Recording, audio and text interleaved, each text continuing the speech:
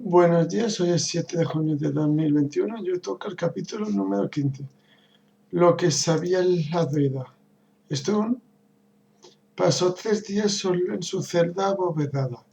El cubículo en que lo habían metido era poco más grande que una cuadra y no tenía ventana.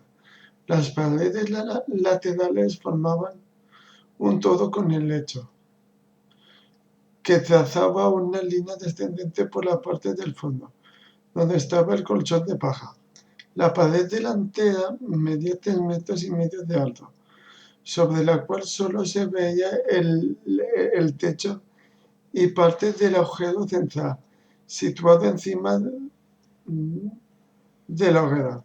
Por las noches, alguna que otra estrella brillaba a través del edificio, y una mañana, muy temprano, Stone creyó atisbar el filo plateado de Solinari al borde del agujero. Sin embargo, la mayor parte del tiempo, la vista que ofrecía la apertura era tan monótona como las paredes que lo rodeaban, con su puerta cerrada y guardada por unos fornidos milicianos.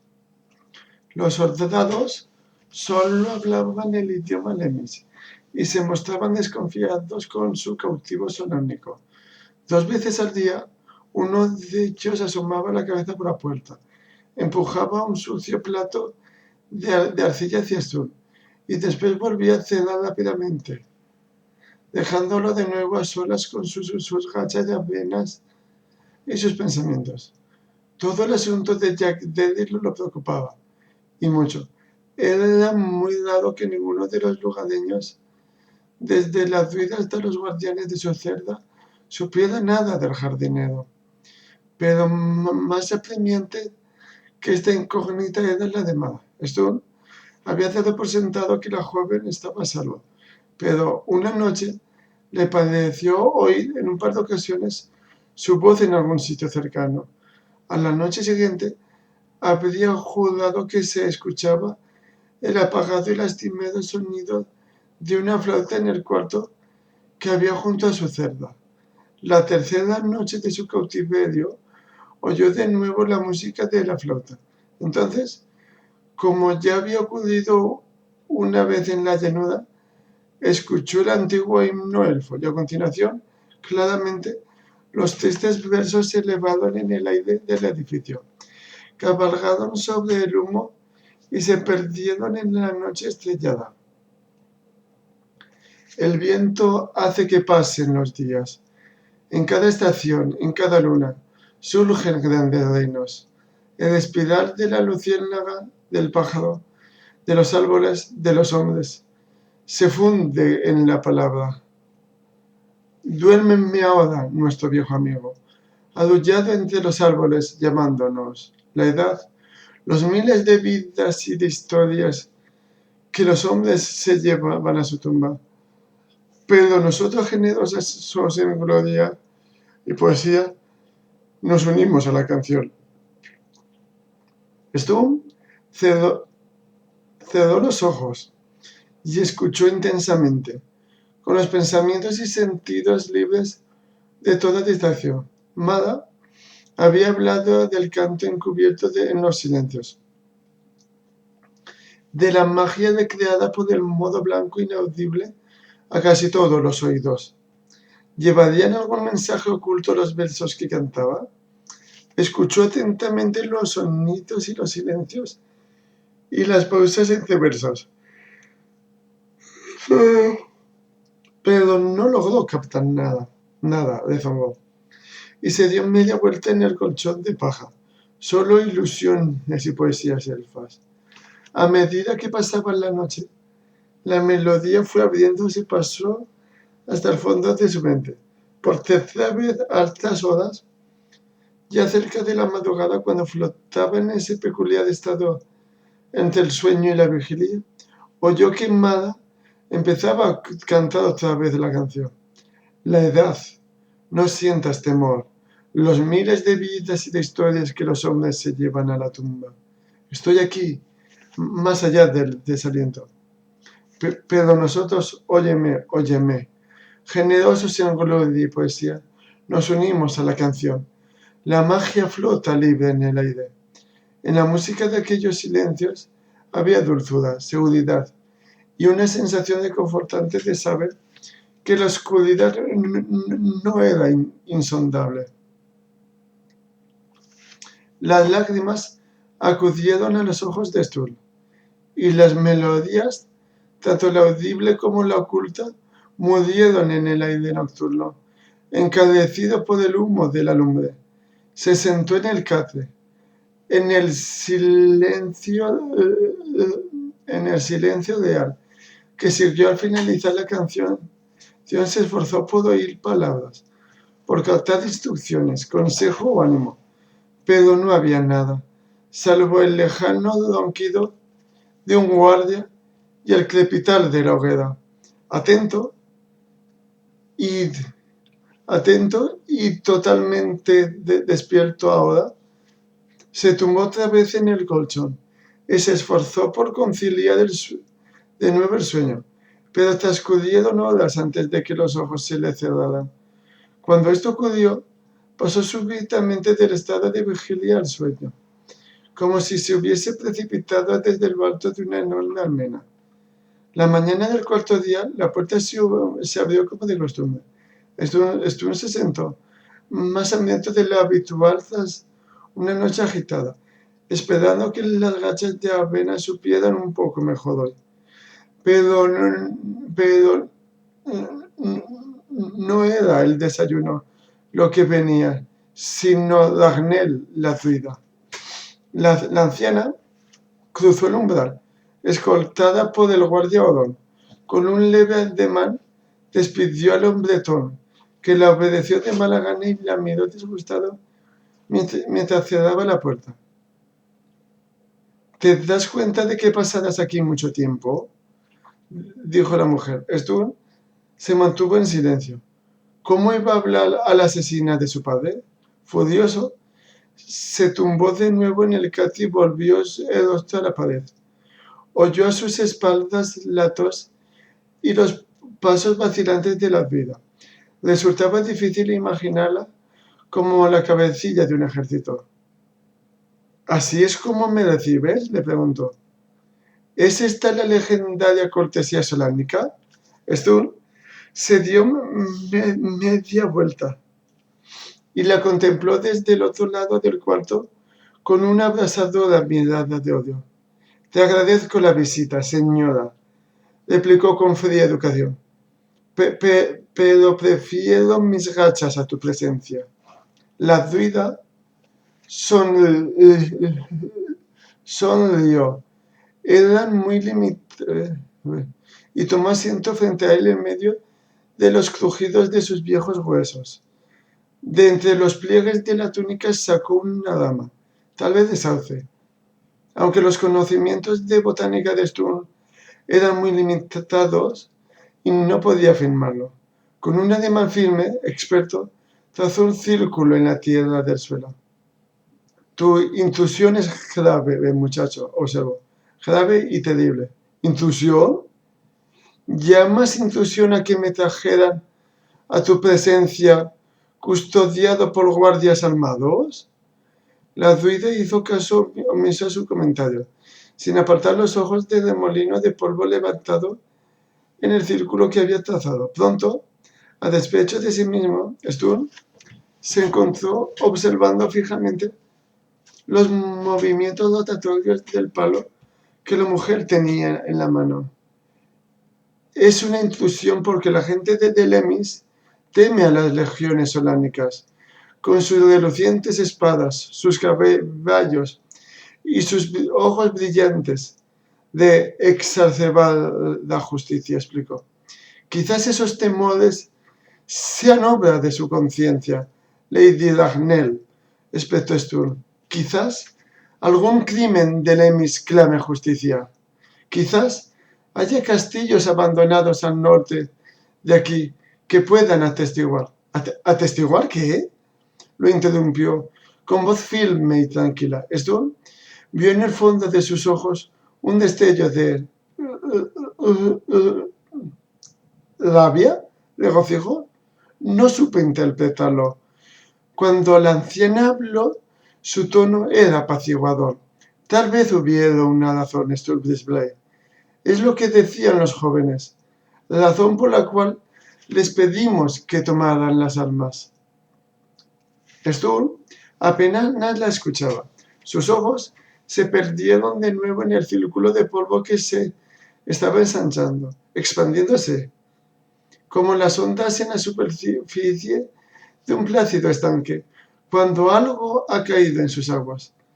Pero no estoy aquí para hablar de política, joven, dijo Dagnell. Ahora su voz era un sonete y el polvo se alzaba a su alrededor, ni por formalidades campesinas o cortesanas, ni para elogiar o castigar, sino solo para mostrar algo. El sonete creció a un ritmo constante, hasta tornarse cántico. Sturm oyó las notas de uno de los modos antiguos y se esforzó por identificarlo. Entonces, muy hondo, en la pausa de las notas y en los intervalos entre palabras, creyó escuchar otra melodía, un canto bajo las palabras y el pensamiento. Te mostraré un puñado de polvo, entonó Dagnell mientras movía el palo más y más deprisa. Un puñado de polvo te mostraré. Un paisaje nevado, llano y sin árboles, se extendía ante él, tan real que se estremeció al mirarlo. Trot algo le dijo que lo que había ante él eran estepas de Trot. Estaba echando una mirada retrospectiva al invierno, a los meses de hielos y de la muerte del año. Eras una vez, comenzó una voz irónica, las palabras insinuándose en el frío viento que oía y sentía. No sabía si esta voz era la de Mara o si se alzaba del canto de la druida. Alrededor de la fecha de Yule, en el país Goblin, prosiguió la voz. Ahora había un pueblo en la visión, una docena de chozas achapadadas, medio enterradas en la nieve. El humo subía sinuoso de una gran hoguera central, y unas figuras bajas y fornidas, encorvadas y cubiertas con pieles entraban y salían de las sombras. Era un lugar miserable, aislado en el desierto invernal de Trot. Su mera contemplación hizo que Sturm se le erizara el vello de la nuca, a recordar los relatos sobre las incursiones goblins, las hordas veloces y despiadadas como lobos. Cuando la hueste solamnica apareció cabalgando por la nieve, tan rápida como una tormenta sobre el desierto invernal, Sturm se sintió exaltado, falto de aliento. Eran 20 caballeros, tal vez 25, vestidos con mantos y armaduras, con las espadas ya prestas y los escudos cubiertos con gruesas y oscuras pieles.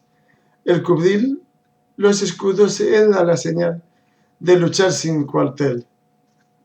Cuando el mal al que se enfrentan era demasiado grande, demasiado empedernido.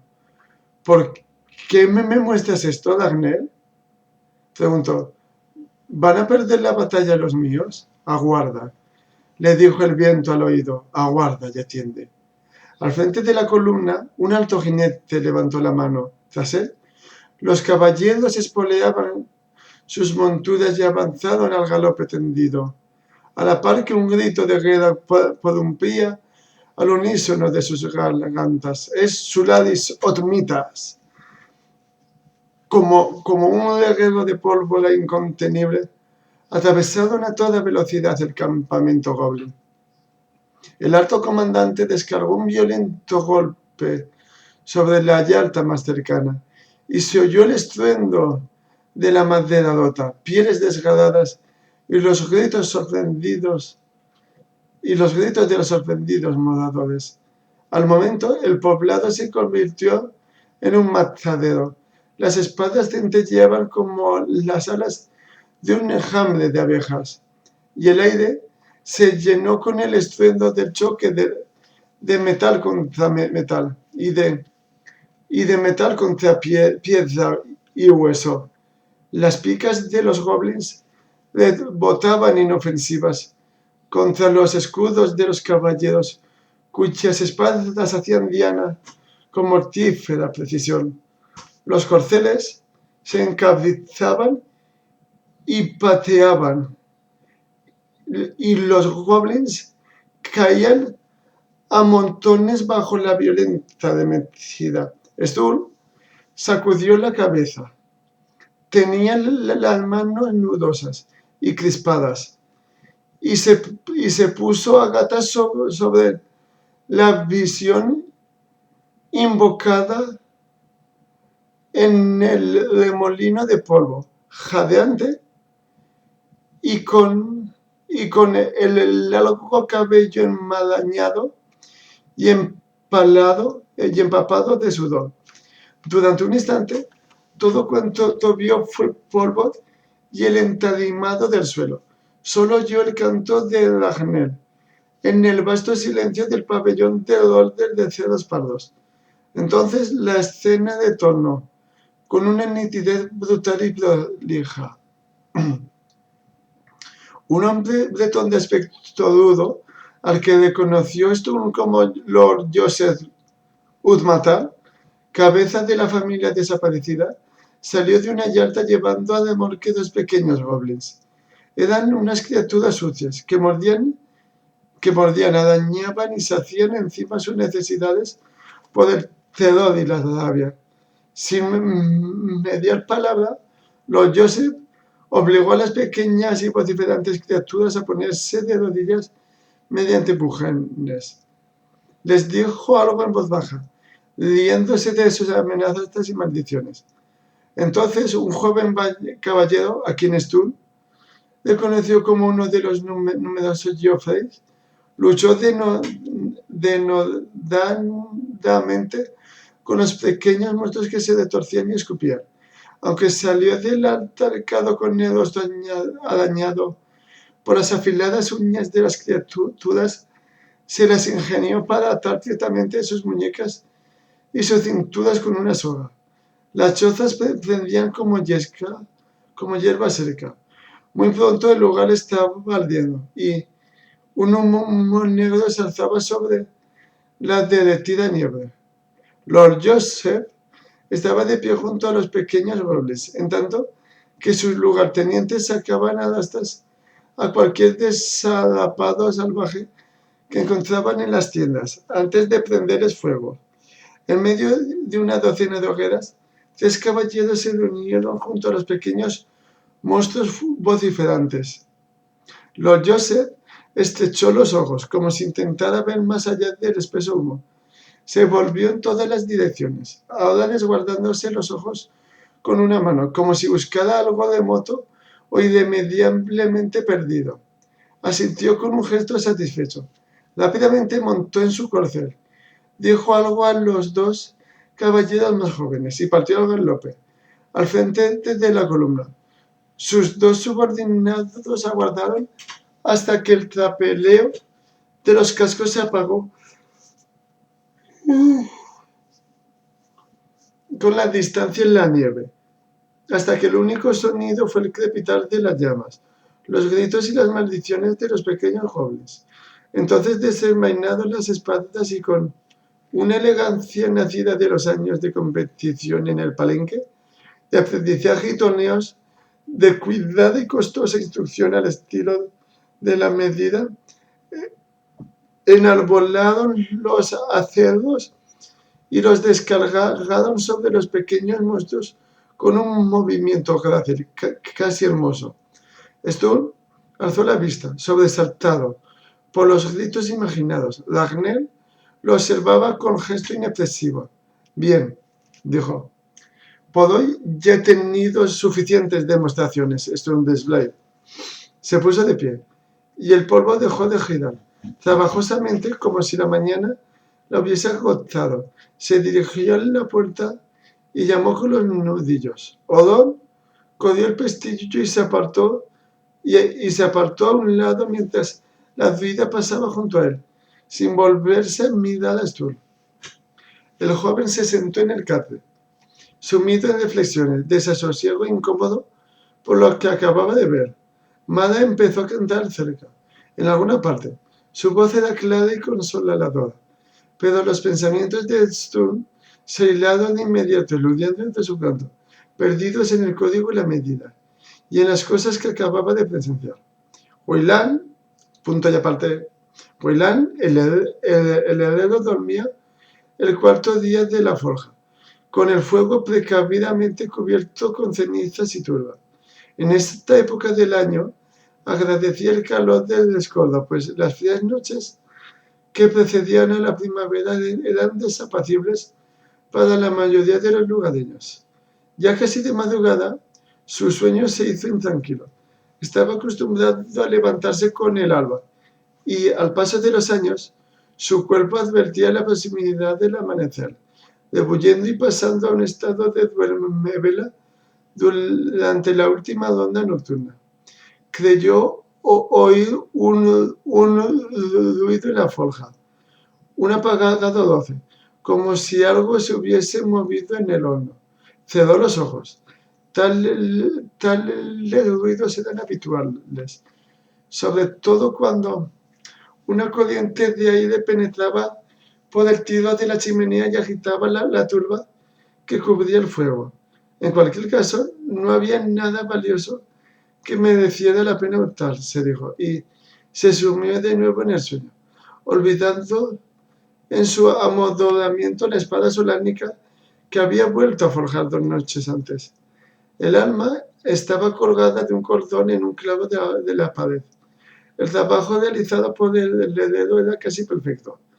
La hoja era de nuevo fuerte, resistente y afilada, lista para 100 batallas, como Weyland había dicho con orgullo mientras sostenía el arma a la luz dorada de la tarde. Sin embargo, a partir de ahora serían 2 espadas, la heredada a lo largo de muchas generaciones, que se remontaba a la nebulosa edad del poder, y una nueva espada, renacida y reciente, para que el linaje no tenía importancia. Esta noche sería la primera aventura para la espada nueva. Mientras Weyland dormía, una especie de pequeño zarcillo piloso se extendió y rodeó la empuñadura. Lo siguió otro y otro más. Cyril apenas tenía fuerza suficiente para levantar el arma. Giró sobre sí mismo, trastabillado hacia atrás por el suelo de la forja, con la espada sobre el lomo, en precario equilibrio, debilitada por el miedo y el hambre, hundida por el peso del arma. La araña dio unos pasos vacilantes y se encaminó hacia la puerta de la calle. Por desgracia, desorientada por la oscuridad, qué araña, el temor y las vueltas dadas, se dirigió hacia la puerta que comunicaba con el otro cuarto. La hoja chocó contra la jamba y el ruido despertó a Weyland, que se sentó en el cáncer, la visión borrosa y todavía aturdido. El bicho de 8 patas más grande que había visto en su vida lo miraba desde el otro extremo de la habitación. Habría sido difícil asegurar cuál de los dos estaba más asustado. Heredero y araña gritaron a la vez. Weyland huyó saltando por la ventana y Cyril giró torpemente sobre sus patas. Chocó de nuevo contra el marco de la puerta y después cruzó presuroso la forja y salió a la noche. La araña giró en la esquina de la casa precipitadamente, se dio de bruces con el aterrado heredero, y los dos, chillando cada cual más alto, huyeron a todo correr en direcciones opuestas y se perdieron en la oscuridad. Ole. Punto y aparte. Ay. En el centro de la aldea, Sturm se despertó al oír un grito y un chirrido penetrante. Los guardias rebullieron inquietos al otro lado de la puerta de su celda, y alguien, en alguna parte, cerca de la lumbre central, preguntó: ¿Qué ha sido eso? Cierra el pico. Retumbó una bodonga en la que se advertía el efecto de la cerveza. El silencio reinó otra vez en el pabellón. Stuart se tumbó boca arriba y miró el edificio abierto en el techo de la casa redonda. El cielo estaba iluminado y las nubes resaltaban perfiladas como un tono rojizo, como si Lunitari estuviera en un espléndido plenilunio. El joven había soñado algo acerca de caballeros, espadas y goblins en una oscura batalla, y el sonido distante de una música marcial, no de una flauta ni de una voz, sino de una trompeta. Al otro lado de la pared de la celda, oyó que Mada murmuraba algo. Stuart esbozó una débil sonrisa. No puede dejar de hablar ni estando dormida, susurró. La escena que la druida le había mostrado lo había desconcertado y perturbado. Las casas incendiadas, los pequeños goblins, el ataque bajo la nevada. Alzó los ojos justo a tiempo de ver caer por el orificio del techo un largo filamento blanco y, al final de él, una horrenda cabeza segmentada con 10 enormes ojos. Fin de capítulo, pero da igual, leo otro porque este es otro. Capítulo número 16. En el bosque sombrío.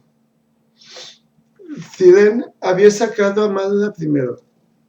Había tenido que emplear hasta el último vestigio de su valor para escalar hasta el tejado, asomarse sobre un enorme fuego y, sobre todo, echar un filamento de seda por el edificio con los guardias de la aldea dormidos a pocos metros.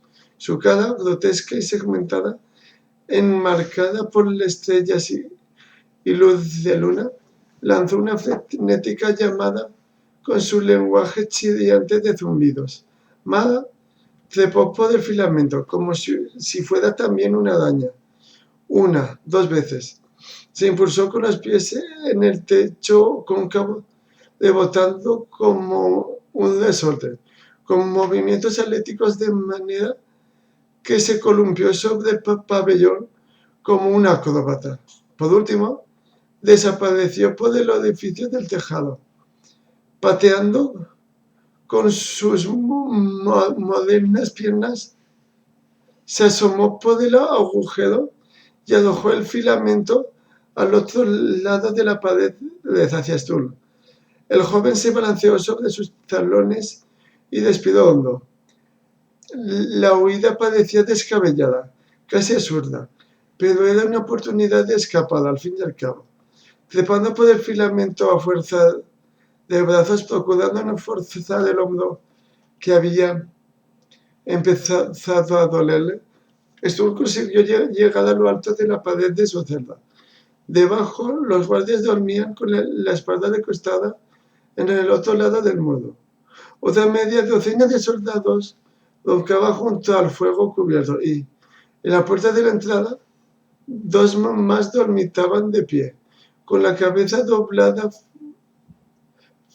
fiebre en las picas.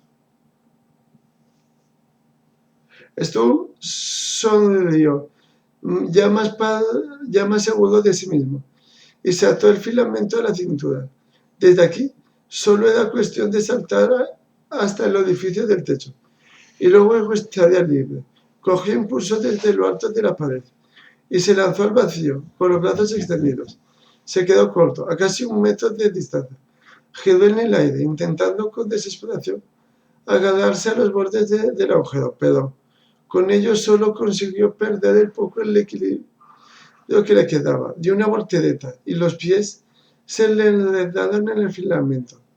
Ahogando un grito de pánico, Stuart se precipitó de cabeza hacia los rescoldos de la rueda central. El hilo sedoso lo dejó suspendidos unos palmos del fuego y se meció lenta y silenciosamente sobre los guardias dormidos, como un péndulo. La caída lo había dejado sin aliento. Jadeante, se esforzó por alcanzarse los tobillos y en la tercera intentona logró cogerlos. Retorciéndose para adoptar una posición mejor, se aferró de nuevo al filamento y trepó por él hasta la abertura, donde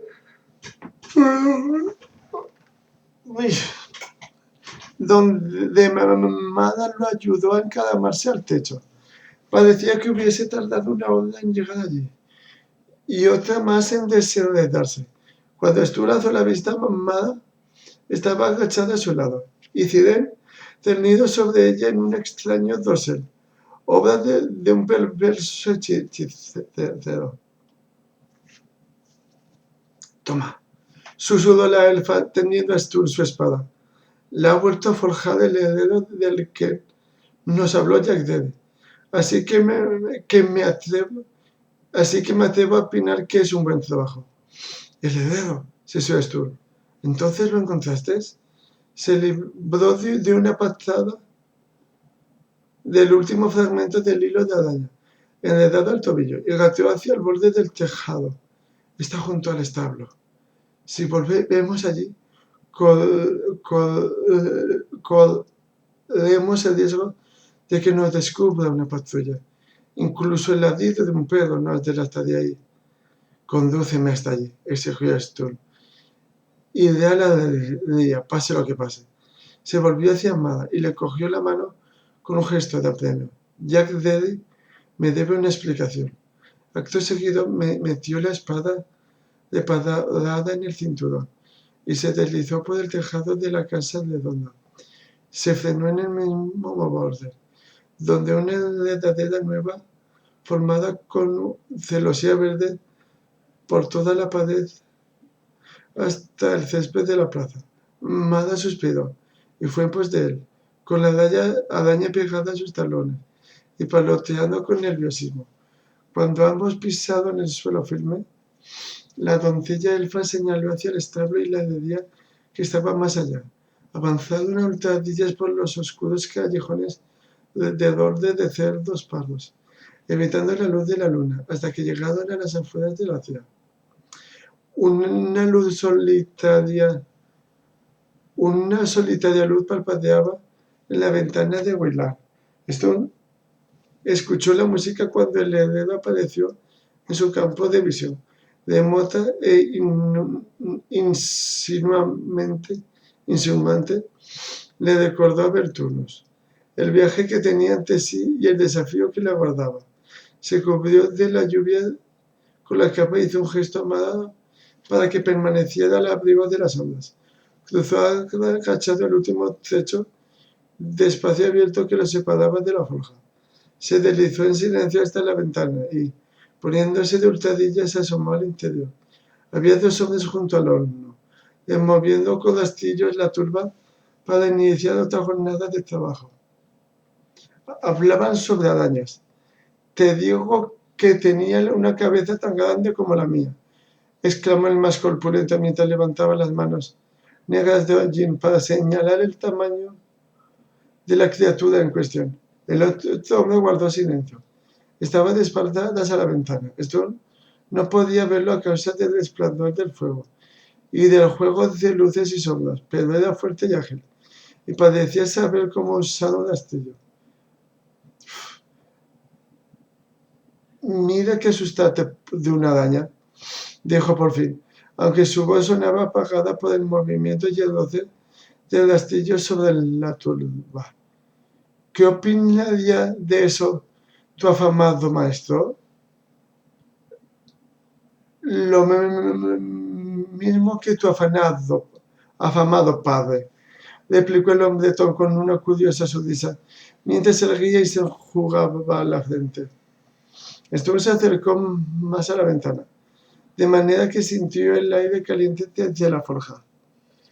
¿Qué comerá un monstruo como este? Preguntó el heredero, que volvió a coger el astillo y reanudó el trabajo.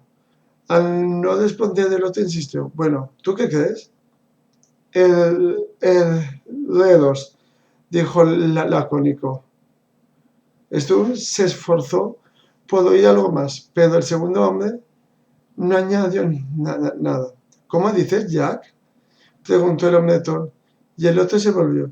de manera que su rostro quedó iluminado por el fanal y el resplandor hacia la forja. Las arañas de ese tamaño sienten debilidad por los herederos.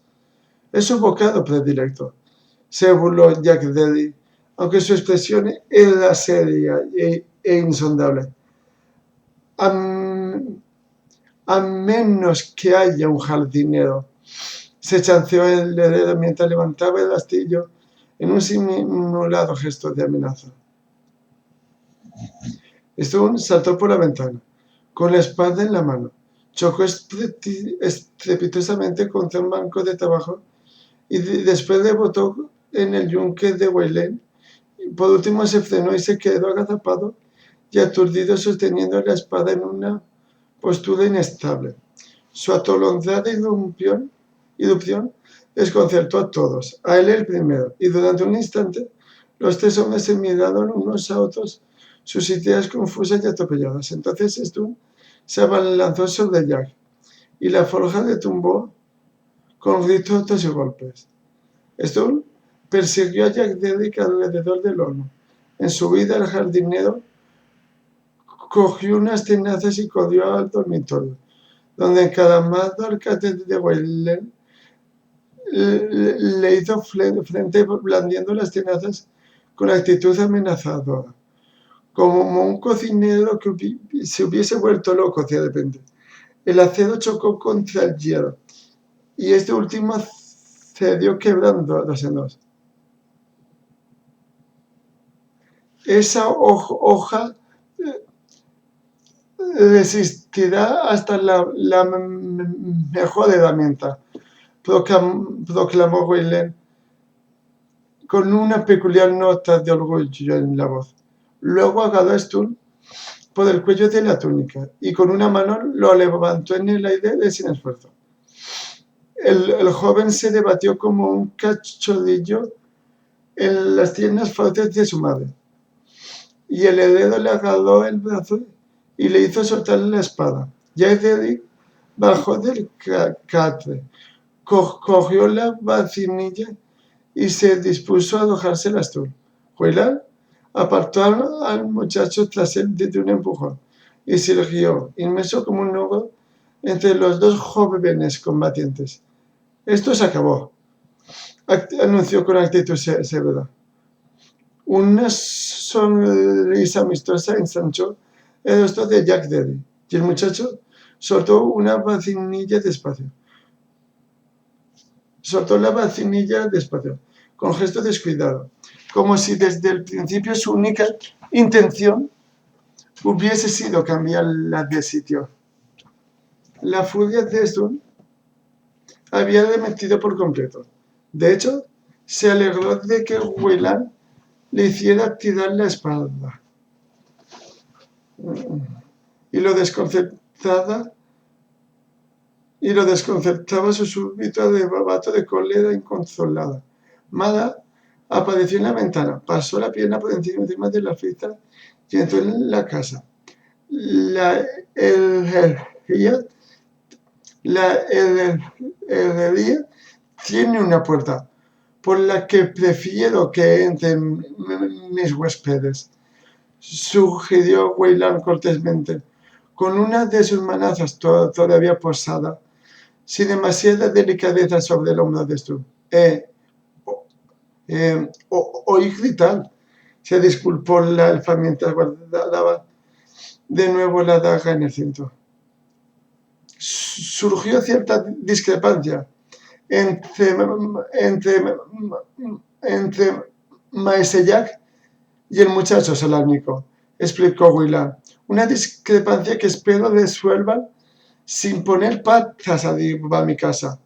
Stone se libró de los dedos del heredero y tomó asiento con actitud digna en una banqueta que había junto a la puerta. Jack se acuclilló en el suelo, por detrás del muro de músculos que era el heredero. Stone dirigió una mirada feroz a su antiguo amigo, quien le respondió con una sonrisa tan amable que lo sacó de sus casillas.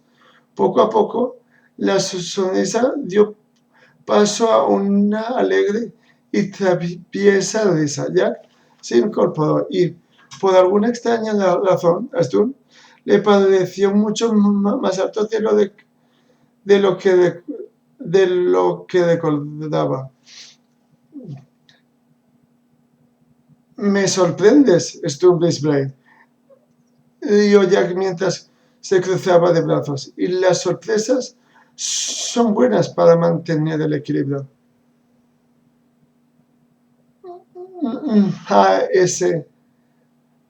«Maese Sturm Blisblade, para ti, jardinero», replicó Sturm enfurecido. La sonrisa de Jack se volvió tirante. La sonrisa de Jack se volvió tirante. «Dejaste atrás el maese y el jardinero en el río.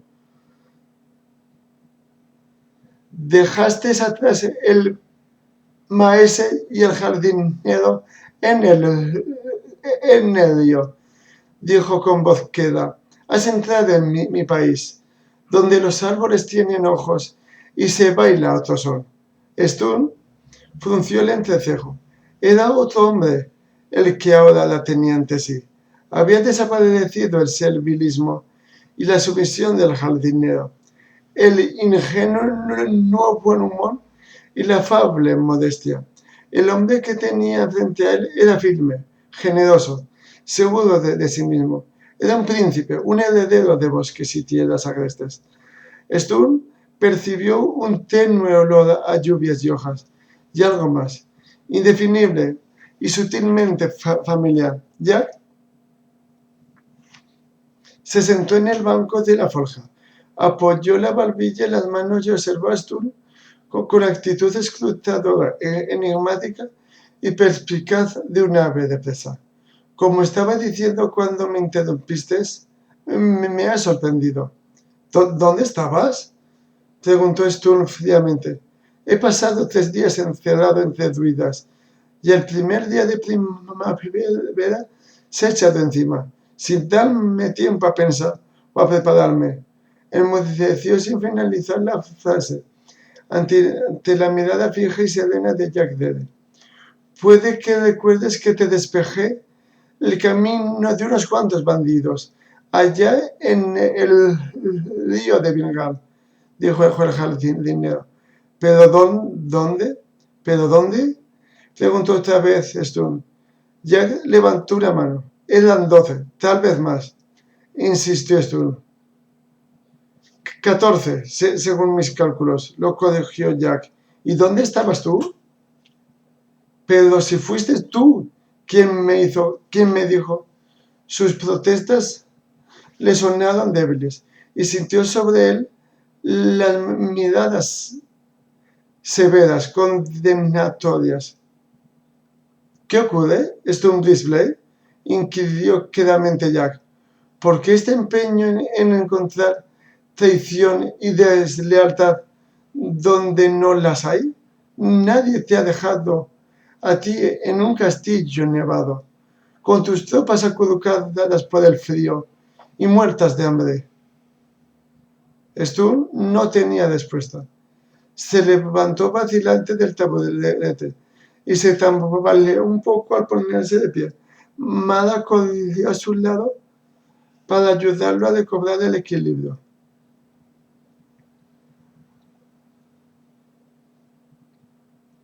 «¿Dónde estabas?», preguntó otra vez el joven, débilmente, sin importarle ya la respuesta. La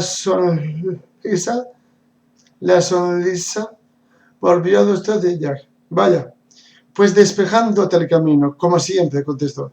«Te has fugado de tu prisión, Stone Blisblade, y para hacerlo se necesitaban ingenio, destreza y recursos. La nueva estación está a las puertas, y el bosque se encuentra a tiro de arco. Si estás dispuesto a aceptarme otra vez como guía. Te conduciré hasta Lord Silvestre. Jack no dijo nada más en presencia del heredero. Hizo caso omiso de las vehementes preguntas de Stu y se detuvo en el umbral de la herrería, con la luz de la luna a su espalda y una extraña indescifrable expresión en su rostro bañado por las sombras. Ven conmigo, dijo, y trae a la elfa, si crees que debes hacerlo. Ven a pie o a caballo, tanto da, pero debes venir conmigo. La primera ola de primavera se acerca. Punto y aparte.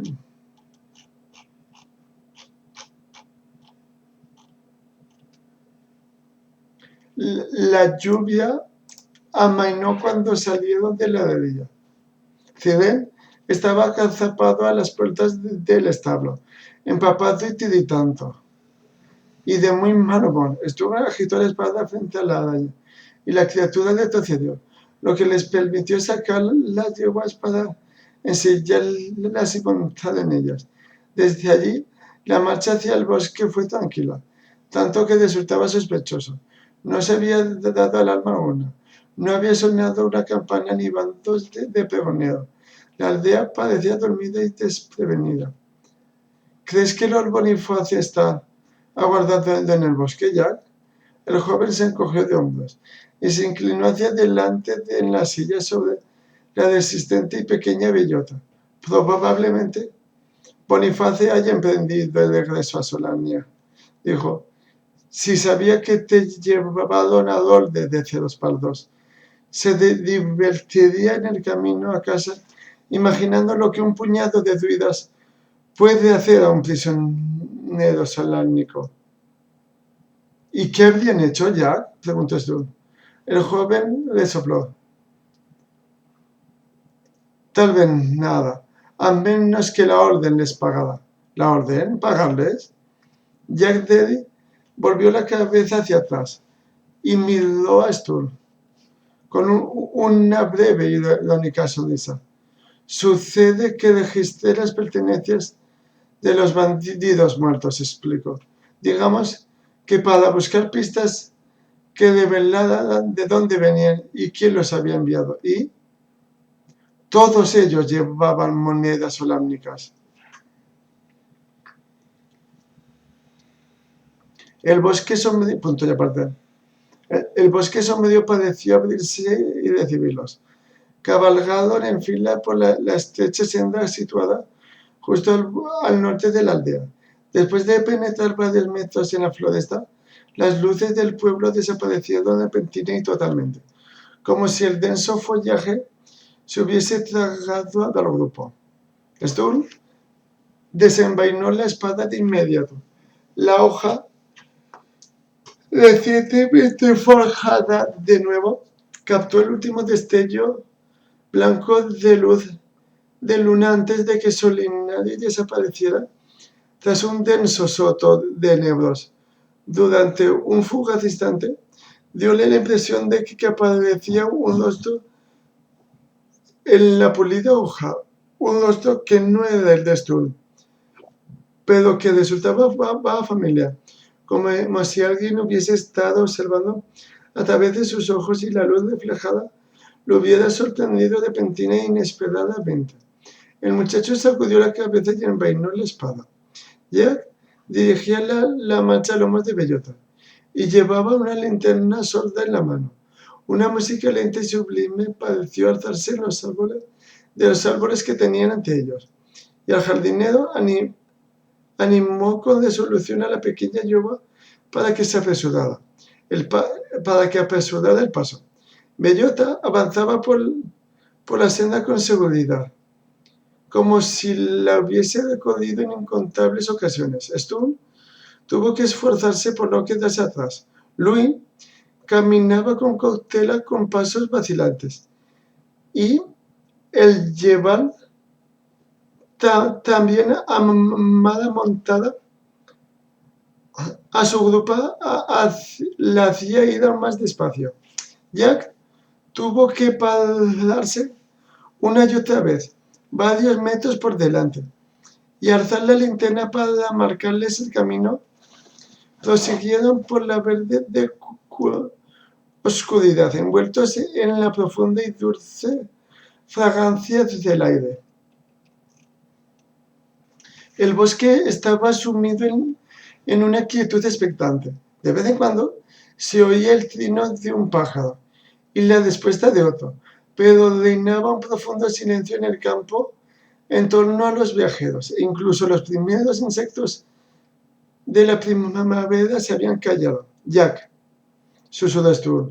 El jardinero tiró de las riendas de su yegua para que el joven lo alcanzara y cabalgara a su lado. ¿Cómo es que sabías?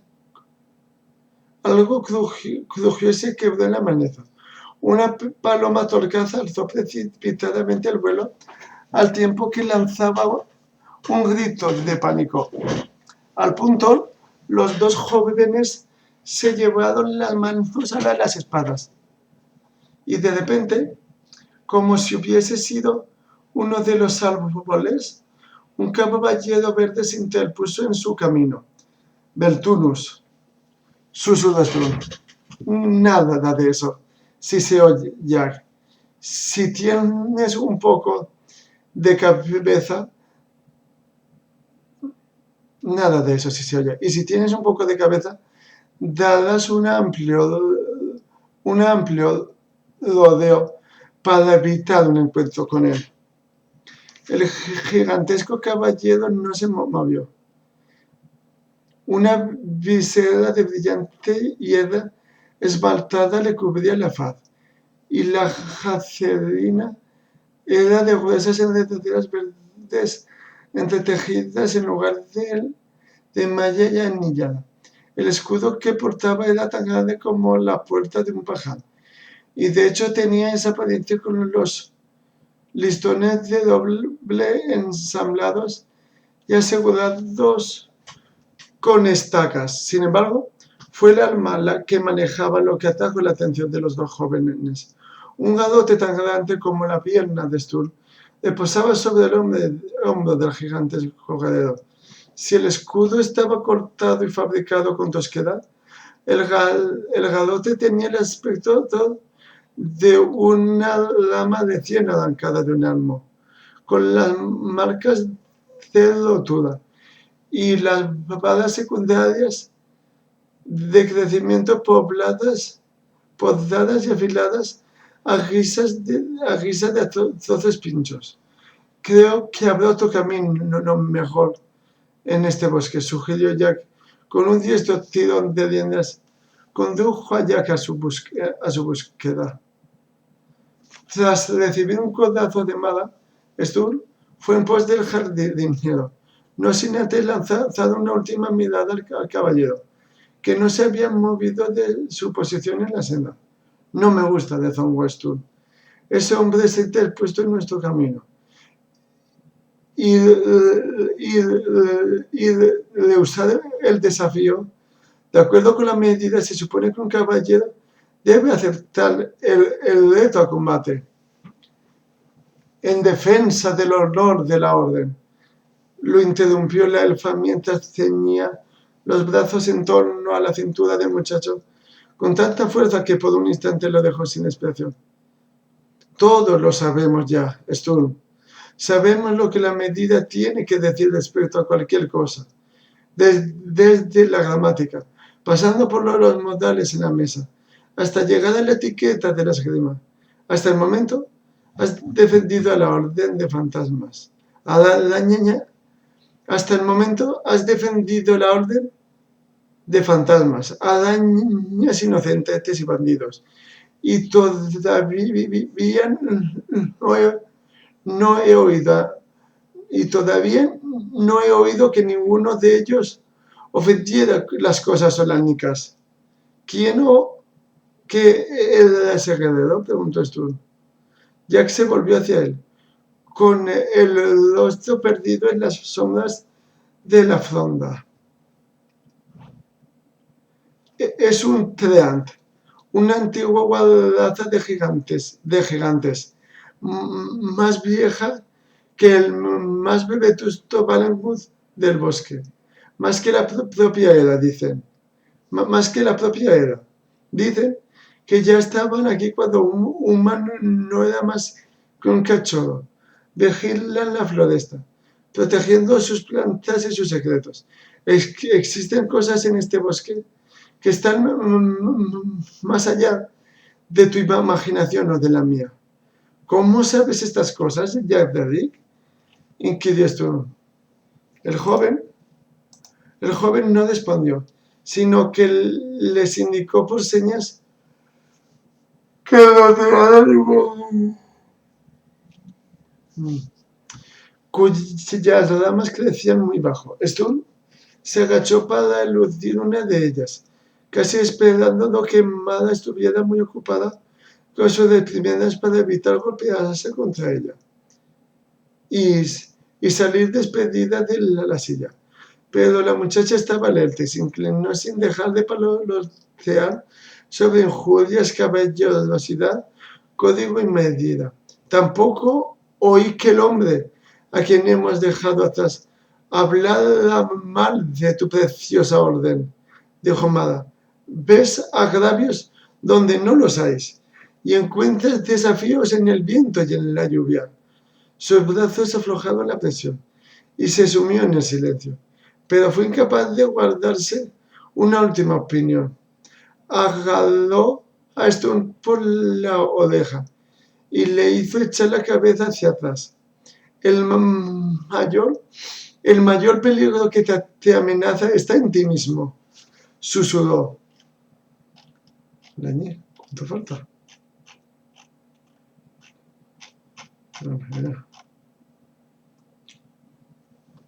Rodeando espesos zarzales hasta encontrar un paso, ya condujo al grupo hasta a otra senda.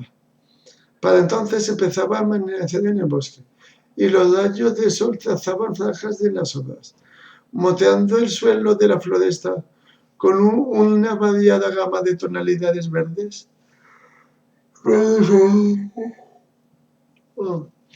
Encontraron un pequeño estanque, desmontaron y dieron de beber a los animales. Mada atendió soñolienta a Occidente, que había empezado a tejer una tela de araña en un aliso situado a cierta distancia. Desde que habían salido del orden de cerdos pardos, la araña parecía sentirse más segura de sí misma, casi valerosa. Ya no iba detrás del grupo, medio escondida entre hojas, ramas y maleza, sino que había caminado al lado de Celuín, paloteando alegre y misteriosamente para sí misma. Se oyeron los aullidos apagados de unos perros en alguna parte por el oeste. Stu se arrodilló junto a Jack Derrick y los dos se inclinaron sobre el agua y bebieron hasta saciarse, utilizando las manos como cuenco, mientras la superficie del estanque recuperaba su habitual quietud. Stu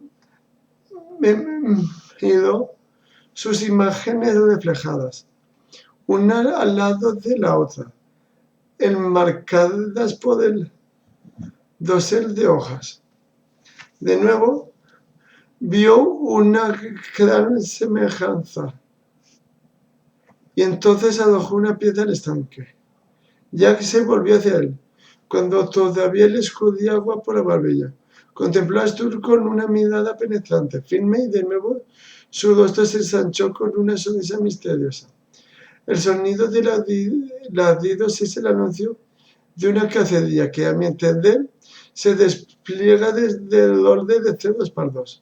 Supongo que a estas alturas la vieja Darnell ya conoce tu fuga y, si la conozco bien, ha organizado la persecución para encontrarte y llevarte de regreso. ¿Qué podemos hacer, Jack?, preguntó Stu con tono suplicante, sin el menor atisbo de la fatuidad solánica en su voz. Jack lo miró con actitud pensativa.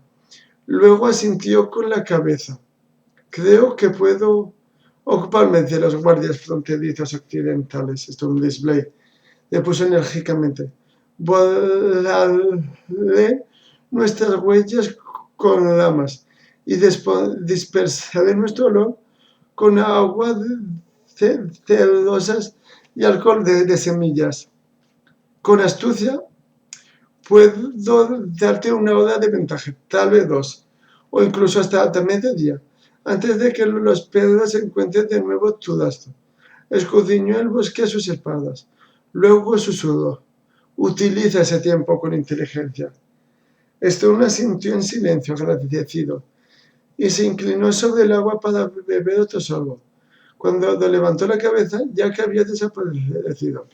El bosque se había tragado a montadas, joven. En la quieta de mañana, sin el menor soplo de viento, no se movía una dama, una hoja, una brizna de hierba, y no se veía señal alguna de su paso. Stone se puso en pie y llamó con un gesto amado. Será mejor que nos pongamos en marcha, apremió. Ayudó a la doncella elfa a subir a la silla y montó a continuación. Seguramente el corazón del bosque está todavía a una buena tirada de aquí. Y si le damos crédito a lo que ha dicho Jack, la mitad de los habitantes de los pardos viene pisándonos los talones. Enmudeció al advertir que se había hecho un profundo silencio en el claro. Se habían callado los trinos de los pájaros, y el estanque al que miraban los dos se tornó súbitamente demasiado y transparente. Stone no se atrevió a alzar la vista. Escudriñó las imágenes reflejadas en la superficie del agua, el vasto encaje de las hojas y la filtrante luz. Allí, en la otra orilla del estanque, estaba el Treant, el monstruoso guerrero montado sobre un inmenso corcel. Lenta, resueltamente levantó el garrote. Bueno. Fin de capítulo, besitos, hasta mañana.